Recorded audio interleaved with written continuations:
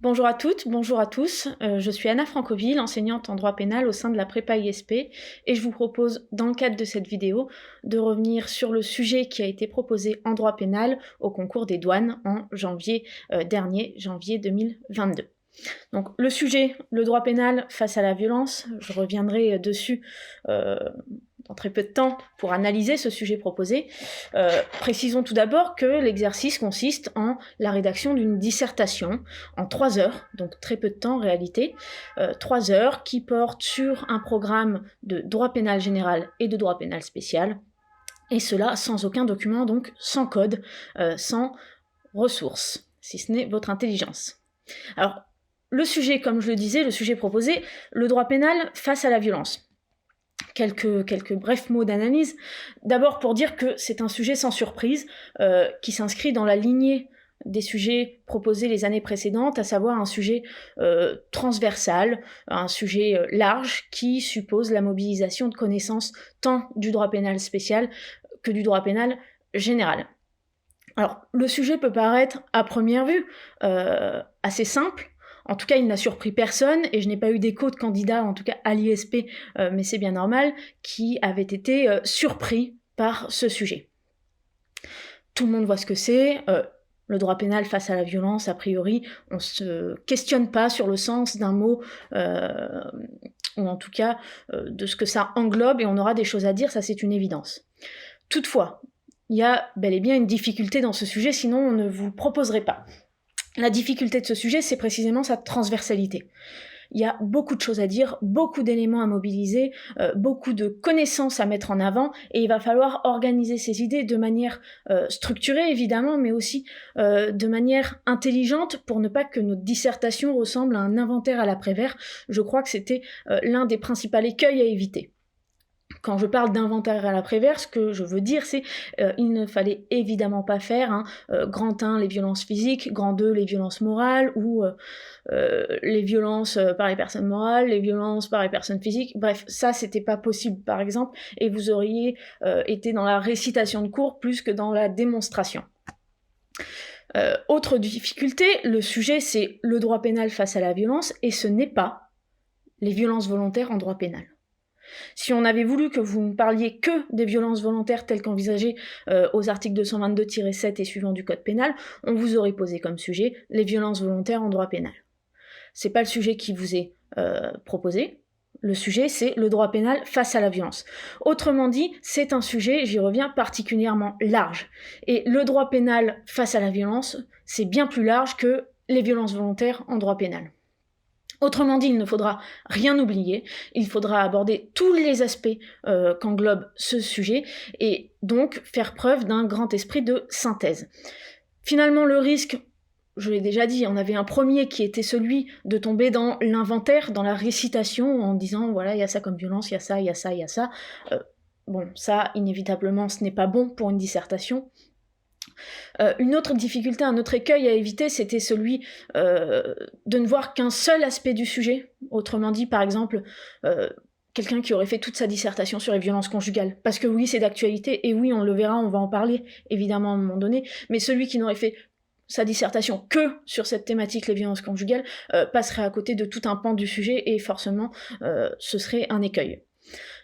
Donc voilà, ne pas passer à côté d'un aspect du sujet, en même temps ne pas se restreindre à un seul, ne pas tomber dans l'inventaire et essayer de mobiliser toutes les connaissances sur ce sujet-là, c'était véritablement la difficulté de cette dissertation. Donc je vous propose maintenant de revenir plus dans le fond, dans ce que moi je peux vous proposer sur un tel sujet. Donc sans surprise, on va appliquer la méthode qui a été enseignée toute l'année à l'ISP, et vous verrez, il n'y a rien d'étonnant dans le plan que je propose, ni même dans la construction de la dissertation. Donc, on commence bien évidemment avec une accroche primordiale, vous le savez, parce que c'est là qu'on se fait le premier avis sur la copie. Donc, une accroche qui doit être pertinente et qui doit bien évidemment susciter l'intérêt de votre correcteur. Donc pour ma part, j'ai choisi de mobiliser dans cette accroche, sur ce sujet, le droit pénal face à la violence, un mythe grec, le mythe des Érinnies, conté par le dramaturge dramaturges Grec et Échille. Le mythe des Érénies, vous savez, ce sont ces furies qui poursuivent Oreste qui a tué sa mère, et donc ces furies qui veulent obtenir vengeance. Et finalement, nous raconte Échille, il y a Athéna, cette déesse de la sagesse, qui intervient et qui organise un procès pour canaliser finalement cette violence, ce désir, cette soif de vengeance, organise un procès, et finalement, à terme, à la fin de ce procès, les Érénies vont devenir des déesses bienveillantes, appelées les Euménides. Donc voilà pour une accroche en lien avec la violence, et finalement ça résume assez bien toute l'histoire du droit pénal face à la violence, déjà dès cette accroche. Alors après, il fallait bien évidemment proposer une définition, et là il faut insister donc sur cette notion de violence, qu'on peut définir comme toute atteinte à autrui visant à lui infliger un mal pouvant être de diverses natures et emportant des conséquences tout aussi variées, qu'elles soient physiques ou morales, qu'elles soient mortifères ou non. Et là, tout de suite, dès le stade de la définition, dès le stade de l'introduction, il faut préciser que la notion de violence ne saurait se résumer dans les seules violences volontaires envisagées aux articles 222-7 et suivants du Code pénal. Et qu'en réalité, la notion de violence en droit pénal englobe de multiples infractions qui dépassent les seules infractions visées aux articles 222-7 du Code pénal, et qui à elles seules ne sauraient refléter la réalité de la violence en droit pénal. Donc voilà, on va assez rapidement, mais en tout cas on va expliquer que la violence en droit pénal, ce sont beaucoup d'infractions tout aussi variées qui impliquent un contact ou non avec la victime. On pense aux violences exercées à distance, qui supposent une atteinte physique ou une atteinte psychique, des violences qui sont exercées par un seul auteur ou par plusieurs auteurs, des violences qui peuvent être commises par une personne morale comme par une personne physique. Bon, voilà. On pose tout de suite la difficulté du sujet, qui est le champ particulièrement large des violences, en tout cas de la violence en droit pénal. Et finalement, on va pouvoir constater qu'il y a presque une tautologie à parler de la violence en droit pénal, tellement finalement le droit pénal n'est que l'appréhension de la violence au sens large. Et d'ailleurs, c'est bien tout le système sur lequel repose le droit pénal. Finalement, le droit pénal, c'est quoi ? Ça renvoie à la théorie du contrat social telle que présentée par Thomas Hobbes, qui suppose que le pouvoir de contrainte, justement parce qu'il y a cette théorie du contrat social, le pouvoir de contrainte est confié à l'État, et que seul l'État peut user de la violence légitime, si on reprend la formule de Max Weber. Mais que la légitimité de ce pouvoir, finalement, de poursuivre, de punir, d'exercer cette contrainte, ne trouve sa légitimité, sa source, que dans son encadrement. Et là, attention, ça fait bien évidemment écho au sacro-saint principe de nécessité qui irrigue tout le droit pénal. Donc finalement, il va falloir dire que face à la violence, qui est le fondement, qui est appréhendé très largement par le droit pénal, la punition, les poursuites n'ont de sens que si elles interviennent dans certaines limites, que si elles ne sont respectueuses des droits et libertés fondamentaux tels que proclamés pour la première fois dans la DDHC de 1789. Bon, et finalement, la question, elle est simple, et en même temps, il fallait bien l'amener, il fallait bien expliquer tout ça, tout ce cheminement, mais la question, elle est simple, elle est celle de savoir comment le droit pénal appréhende la violence dans ses différentes formes, dans ses diverses spécificités, afin d'assurer une efficacité de la répression, tout en s'assurant que celle-ci reste légitime, et donc, c'est ce qu'on vient de dire, respectueuse du principe de nécessité des délits et des peines. Donc, une fois que vous avez posé votre introduction, votre problématique, que vous avez expliqué, que vous avez accouché votre question, votre problématique, il faut proposer un plan qui ne soit pas un plan récitatif, mais qui soit un plan démonstratif, qui révèle votre réflexion et votre analyse du sujet, et qui en même temps, comme je le disais à titre liminaire, ne passe pas à côté d'un point essentiel. Donc pour appréhender ce sujet, moi je vous propose un plan donc classiquement en 2 parties, en appliquant la méthode qu'on a vue tout au long de l'année à l'ISP. C'est avec un grand 1 que j'intitule « L'appréhension élargie de la violence par le droit pénal, favorable à une protection renforcée de l'ordre public ». Et mon grand 2 sera « L'appréhension circonstanciée de la violence par le droit pénal en faveur d'une répression adaptée ». Donc je vous propose d'aborder tout de suite et assez rapidement ce grand 1. Assez rapidement, pourquoi ? Parce que vous trouverez sur le site de l'ISP le corrigé de cette dissertation entièrement rédigé, que je vous invite à aller voir si vous avez besoin de compléter ce corrigé vidéo et qui sera plus rapide. Donc grand 1, l'appréhension élargie de la violence par le droit pénal, favorable à une protection renforcée de l'ordre public. Donc là, 2 sous-parties. On va d'abord voir dans une première sous-partie, le A, que la violence volontaire consommée, donc celle effectivement réalisée, la violence volontaire consommée, 2 points, des comportements pluriels incriminés.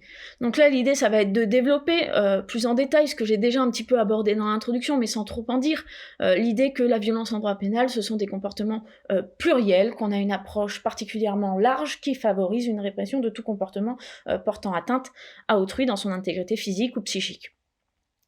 Alors, 2 sous-parties dans ce 1A, très simple, hein, là, pas de difficulté, et d'ailleurs, ils n'ont même pas besoin d'apparaître, c'est pour m'aider à structurer mes idées, mais je vais d'abord présenter dans un petit 1 l'élément matériel, puis j'aborderai dans un petit 2 l'élément moral. Donc, s'agissant de l'élément matériel, première idée, je vais envisager les violences volontaires telles qu'elles sont présentées aux articles 222-7 et suivants du Code pénal, sans jamais me restreindre à ce seul exemple, puisque, comme je l'ai dit dans l'introduction, la violence en droit pénal, ce n'est pas seulement les violences volontaires telles qu'envisagées aux articles 222-7. Et donc, je reprendrai en développant ce que j'ai dit dans l'introduction, que ces violences volontaires envisagées aux articles 222-7 n'ont eu de cesse que de s'élargir dans leur incrimination et dans l'appréhension des comportements visés, puisque on parlait au départ, et ça c'était un élément à mettre d'ailleurs dans l'introduction, on parlait au départ, vous savez, de coups et blessures, et on avait finalement une définition de l'infraction qui était plus restrictive que la définition qu'on a aujourd'hui, qui parle seulement de violence, donc on peut y mettre finalement un peu tout et n'importe quoi dedans, et par ailleurs le législateur a d'ailleurs pris soin au fil des années aussi de préciser que ces violences pouvaient entraîner une atteinte psychique et qu'elles ne se restreignaient pas aux atteintes seulement physiques. Donc voilà, on est vraiment dans cette logique de dire qu'on a une appréhension particulièrement large des violences volontaires en droit pénal, et encore une fois, on répétera que ces violences peuvent impliquer un contact ou non entre l'auteur de ces violences et sa victime, comme vous le savez, avec l'évolution des technologies et la société dans laquelle on vit, on a une multiplication des violences à distance, et c'est une vraie problématique du droit pénal qui est de savoir, par exemple, comment prendre en compte les violences exercées sur les réseaux sociaux. Donc voilà, de nombreux agissements sont envisagés, et qui n'impliquent pas toujours de contact, qui n'impliquent pas nécessairement une atteinte physique, et là on n'oublie pas de donner des exemples, parce que voilà, on a bien étudié le rapport de jury, et d'ailleurs on l'avait repris en cours, le jury l'indique, il a besoin de connaissances juridiques, et souvent il y a des propos qui sont un peu trop vagues, un peu trop flous, et qui relèvent davantage de l'enquête journalistique. Donc voilà, on donne des exemples, on argumente nos propos en droit, et là, typiquement, on peut l'indiquer, même si on n'a pas l'arrêt, la date de l'arrêt en tête, on précise que la jurisprudence a par exemple pu considérer que menacer des personnes à un banquet avec une tronçonneuse en marche, alors même qu'il n'y a pas de contact et qu'il n'y a pas de blessure, constitue évidemment un acte de violence. On précisera également que dans l'élément matériel des violences volontaires envisagées aux articles 222-7, il est indispensable qu'il y ait une atteinte. C'est un élément constitutif de l'infraction au titre de l'élément matériel, et il faut une atteinte à l'intégrité, que celle-ci soit physique ou psychique. Et d'ailleurs, là encore, je donne un exemple, la jurisprudence a considéré que le seul, je cite, choc émotif pouvait être constitutif d'une atteinte à l'intégrité psychique. Alors, cette atteinte, elle doit évidemment être caractérisée, être démontrée, être prouvée, et elle va permettre de déterminer quelle sera la peine encourue, ça vous le savez. Mais en tout état de cause, il faut une atteinte, quand bien même celle-ci n'entraîne pas d'ITT. On pense aux violences volontaires légères d'ailleurs, qui constituent bel et bien une infraction, même s'il n'y a pas d'ITT. En tout état de cause, on résume, et c'est ce qui permet d'objectiver la répression, de légitimer la répression, il faut un acte positif d'un auteur, il n'y a pas de violence par abstention, un dommage et un lien de causalité entre l'acte positif de violence, le dommage. Bon, ce schéma, finalement, se retrouve dans bien d'autres infractions que les seules violences volontaires envisagées aux articles 222-7 du Code pénal. Ces infractions sont plurielles, et en tout état de cause, on retrouve ce schéma. Le meurtre, un acte positif, qui entraîne un dommage, en l'espèce la mort, et un lien de causalité. l'administration de substances nuisibles, les appels téléphoniques malveillants, là aussi il faut démontrer, ça fait partie des éléments constitutifs de l'infraction, il faut démontrer une atteinte, un changement sur la vie de tous les jours de la victime. Le harcèlement moral également, bien évidemment, et là on a un bon exemple pour mobiliser les violences qui entraînent une atteinte psychique. En tout cas, à chaque fois, il faut une atteinte à l'intégrité, et c'est bien parce que la violence est réprimée en droit pénal au regard de la valeur fondamentale à laquelle il est porté atteinte, c'est-à-dire l'intégrité d'autrui, la personne humaine.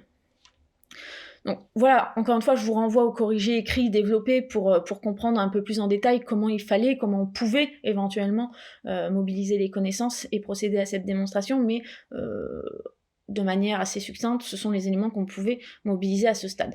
Alors après, deuxième sous-partie dans cette première sous-partie, donc on est toujours dans le 1A, la violence volontaire consommée de points des comportements pluriels incriminés, je vais aborder l'élément moral, en disant que l'élément moral est essentiel, puisque finalement c'est lui qui permet une hiérarchisation des violences.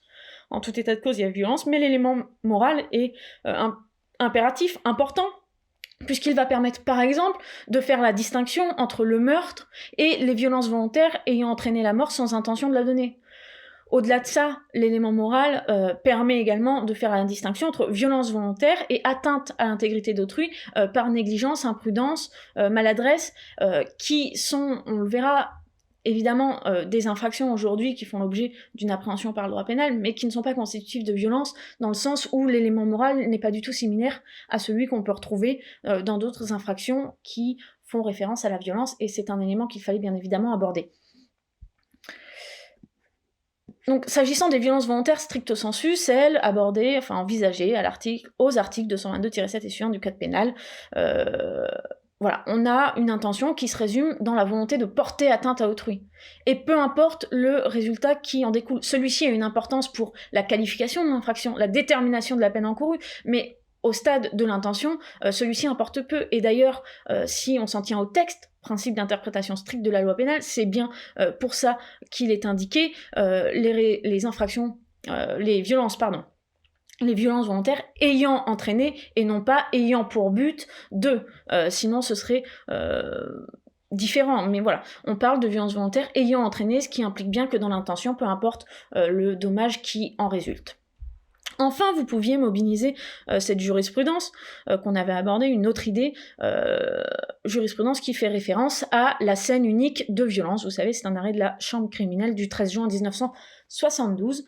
On est dans la situation, et là aussi vous l'expliquez bien évidemment dans votre dissertation, on est dans la situation où plusieurs individus commettent en groupe un acte de violence, et alors même qu'il y a normalement le principe de personnalité, qui suppose qu'on identifie qui a fait quoi de manière précise pour lui imputer la peine juste et adaptée à sa personne, à son acte. Bon, malgré ce principe fondamental, on est face à une situation où il est impossible de déterminer qui a fait quoi.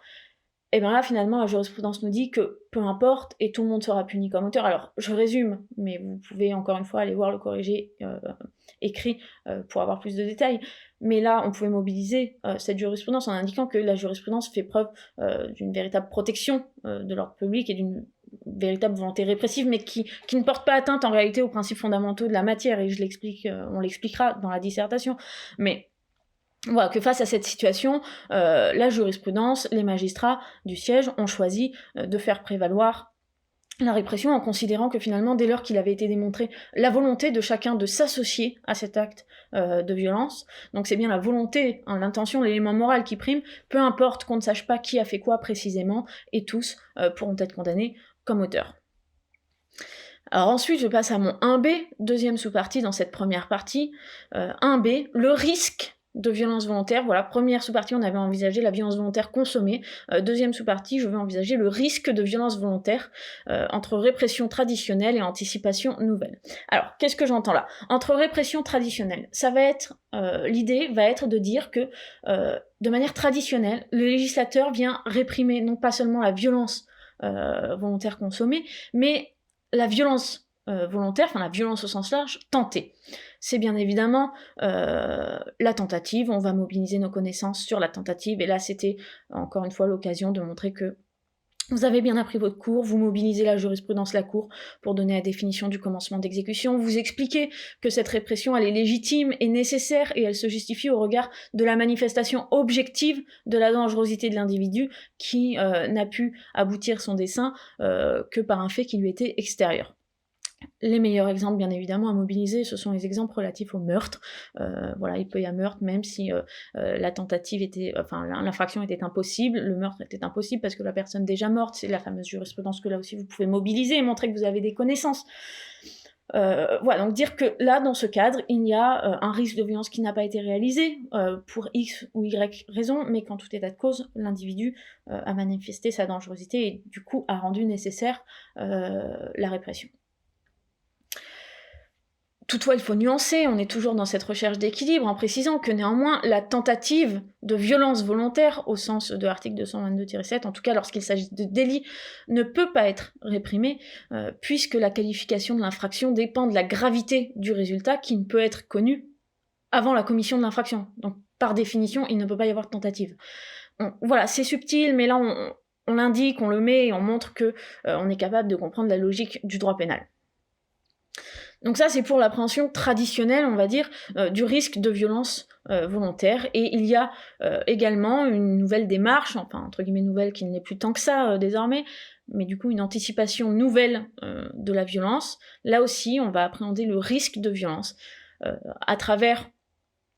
c'est ma deuxième sous-partie, des infractions qu'on peut qualifier d'infractions au obstacle. Alors, il y a des infractions autonomes, typiquement on peut mobiliser, mettre en avant le port d'armes qui est incriminé, alors même qu'on n'utilise pas l'arme, il n'y a pas eu de passage à l'acte, mais le port d'armes en lui seul, dès lors que l'arme est interdite, et qu'on n'a pas de permis ou de justificatif pour se prévaloir de ce port d'armes, est constitutif d'une infraction. Là encore, une fois, on vient anticiper le risque de violence. Les menaces également de commettre un crime ou un délit contre les personnes est incriminé à titre autonome. Là, encore une fois, crime ou délit contre les personnes, on vient se prémunir, on vient anticiper par une infraction autonome un potentiel passage à l'acte violent. Et c'est également...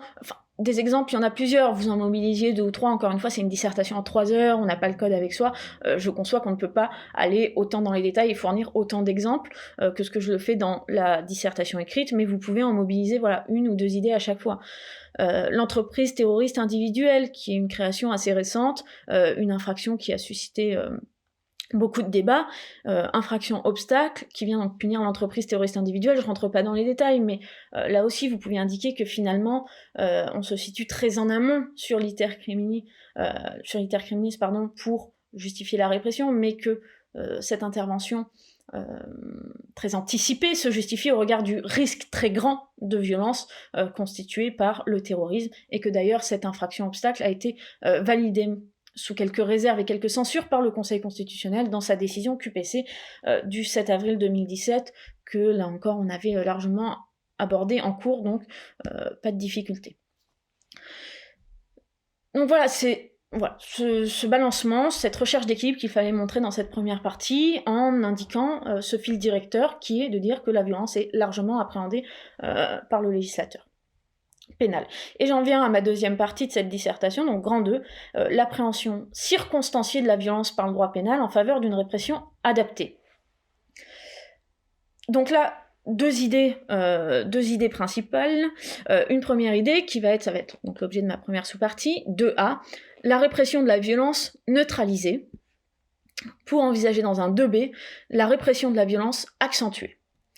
Pas de difficulté, première idée, on va démontrer que dans certaines hypothèses, oui, il y a un acte de violence, oui, il y a la violence, enfin le droit pénal face à la violence, mais que néanmoins, dans cette hypothèse, le législateur et les juges vont avoir une approche circonstanciée et vont considérer que cette violence doit être neutralisée, en tout cas que la répression de cette violence doit être neutralisée. Donc, première sous-partie, sans surprise, il va s'agir d'aborder les faits justificatifs de violence classiques, donc c'est-à-dire la légitime défense, l'ordre de la loi, l'état de nécessité, le commandement de l'autorité légitime, etc. Vous abordez ces éléments de manière très rapide, il s'agit pas, vous n'êtes pas en train de faire une dissertation sur les faits justificatifs, mais vous montrez que vous savez de quoi il s'agit, vous citez les articles que vous avez bien appris, et vous expliquez que dans certaines situations, il y a objectivement un acte de violence caractérisé et constitutif d'une infraction, mais que pour autant, on ne va pas entrer en voie de condamnation. Précisément parce qu'il y a ce qu'on appelle un fait justificatif. Et vous donner un exemple. Par exemple, le magistrat qui condamne un individu et prononce à son égard un mandat de dépôt ne se rend pas complice d'une séquestration. Pourquoi ? Parce que précisément, il y est autorisé par les règles de procédure pénale. Et toutefois, on explique, on nuance, on démontre l'équilibre qui est recherché en disant qu'une telle violence, un tel acte de violence ne peut être neutralisé en droit pénal que si cette violence est proportionnelle et rendue nécessaire par le risque qu'encourait la personne. Et là, la jurisprudence, vous en avez à mobiliser à foison.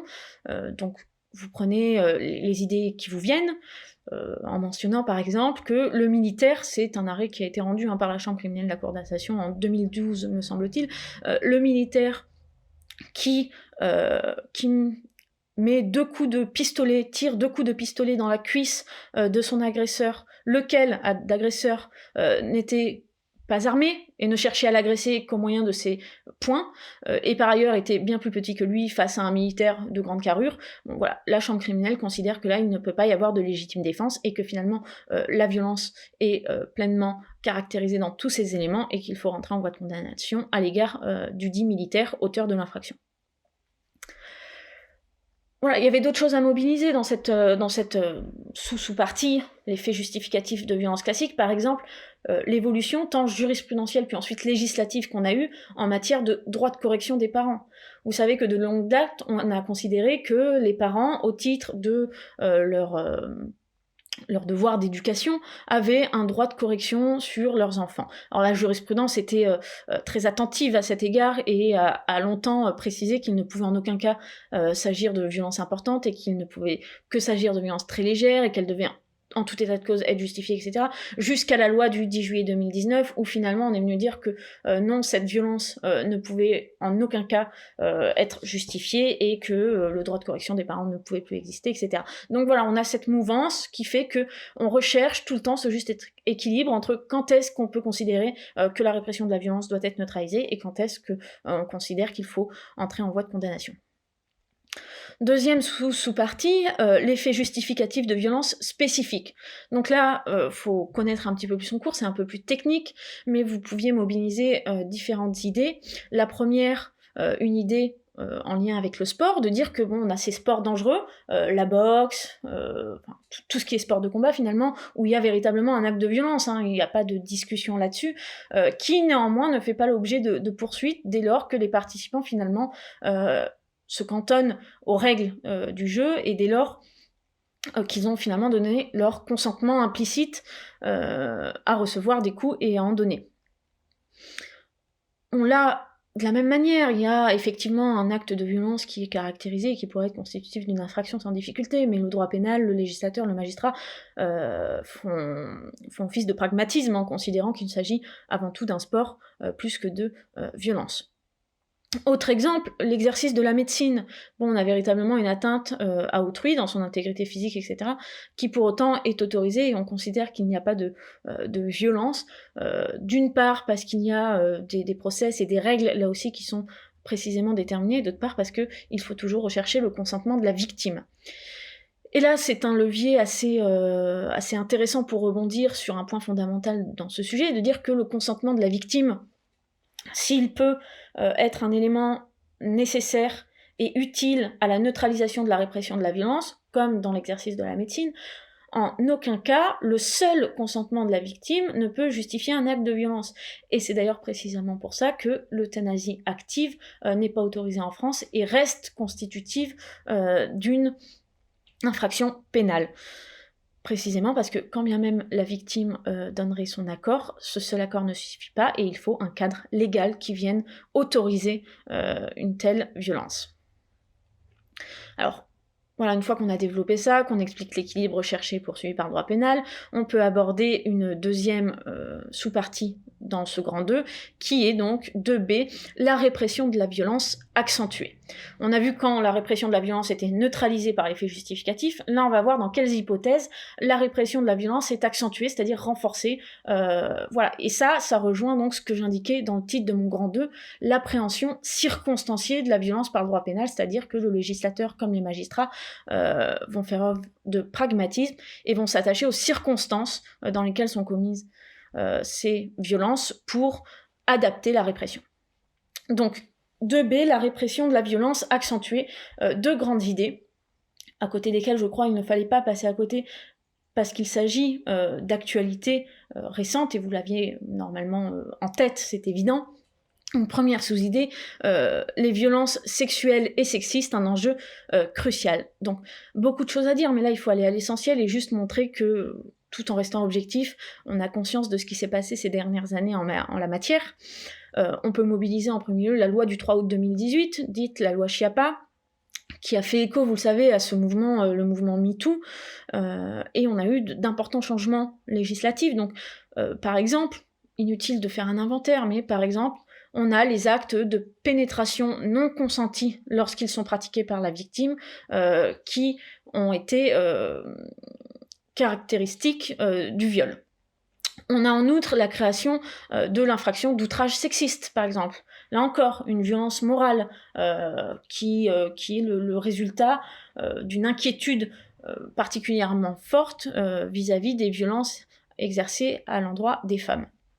On a également la loi du 23 décembre 2019 qui fait écho au Grenelle contre les violences conjugales, qui a renforcé le régime de l'ordonnance de protection que peut prononcer le juge aux affaires familiales, qui a renforcé le BAR, le bracelet anti-rapprochement, mais également le dispositif TGD, téléphone grave danger. Donc inutile de rentrer dans les détails, d'autant plus qu'il s'agit de petits éléments de procédure pénale, mais qui rejoignent aussi la partie sanctions et peines qui peuvent être prononcées. Donc voilà, montrer qu'on suit l'actualité, qu'on sait ce que c'est que le BAR, le TGD, c'est important. Et ce sont des éléments particulièrement significatifs de l'appréhension de la violence exercée à l'encontre des femmes ou des violences conjugales. Également, et là par contre on était dans un sujet très très récent, mais au stade de l'exécution des peines, on a le décret du 24 décembre 2021 qui est assez novateur en la matière, puisque d'une part il associe plus fortement la victime de violences conjugales au processus de libération de l'auteur, et par ailleurs il prévoit par exemple que les interdictions d'entrer en contact s'appliquent même en détention, alors que d'habitude ces interdictions et obligations commencent une fois la libération de la personne faite. Donc voilà, beaucoup d'éléments qu'on pouvait mobiliser, il fallait faire une sélection, mais montrer que en la matière, s'agissant de violences conjugales, s'agissant de violences à l'encontre des femmes, le législateur avait décidé de faire preuve d'une répression renforcée. Bien évidemment, il faut mettre en face les peines qui correspondent et qui sont surélevées. Il fallait bien évidemment préciser, je l'ai pas dit, mais ça va tellement de soi, que les violences exercées à l'encontre du conjoint, etc., constituent bien souvent une circonstance aggravante qui rehausse les peines. Mais ça, c'est tellement une évidence que vous le retrouverez dans la dissertation écrite, mais je ne l'ai même pas abordé dans le cadre de cette vidéo. Deuxième sous-idée dans cette partie, donc la répression de la violence accentuée, ce sont les violences à l'égard du mineur.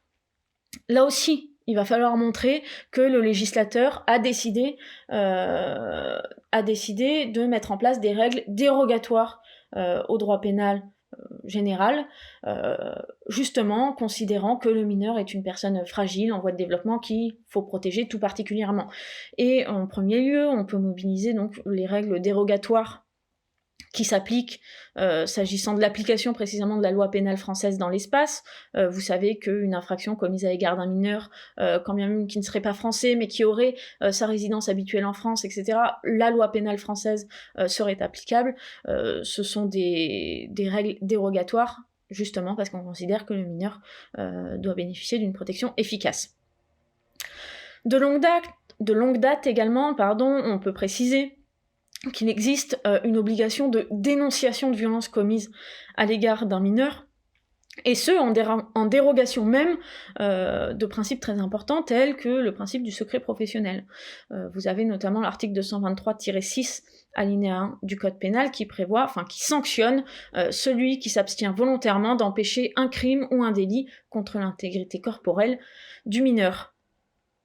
Enfin, vous aviez à mobiliser la loi du 21 avril 2021 qui modifie profondément les contours des infractions sexuelles. Donc là, on est dans la violence sexuelle commise à l'encontre des mineurs, avec cette idée qu'il faut faciliter la répression, assurer une entrée en voie de condamnation à l'égard d'un auteur qui commet des violences sexuelles à l'égard du mineur. Donc c'est la réintroduction de l'inceste, c'est la modification de l'élément matériel et moral de l'infraction de viol sur mineur de moins de 15 ans, etc. Donc il y a plein de subtilités, c'est un peu technique, on n'était pas obligé d'entrer dans les détails, mais il fallait évidemment mobiliser cet aspect de violence sexuelle qui est aussi un aspect du sujet.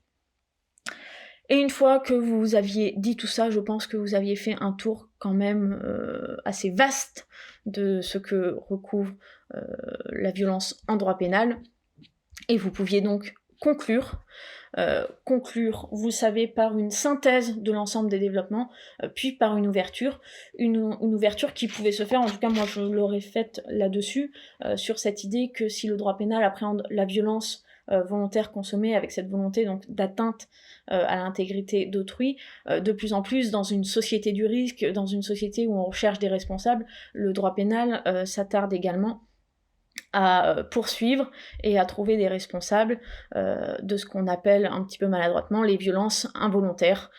Donc ce sont toutes les atteintes à l'intégrité d'autrui commises par maladresse, imprudence, non-respect d'une obligation, etc. Voilà, je vous remercie pour votre écoute et bon courage à tous ceux qui préparent le concours.